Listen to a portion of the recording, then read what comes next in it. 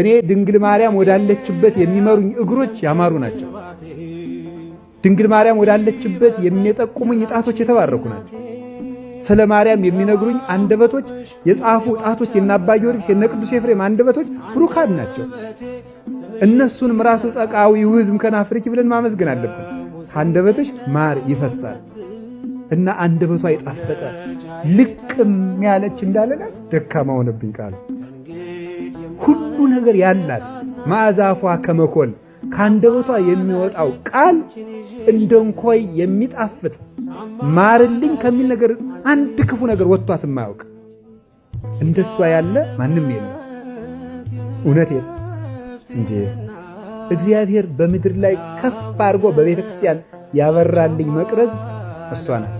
እኔ የማየው እኔ የምሄደው እሷን እያየሁ እና እመቤታችን ስላለችን በጣም ደስ ይላችሁ ይገባል። ሞገስ ክብር የሚሆን ልጇን ታቅፋ ስለምትመጣ አሁን ብቻችን አይደለም።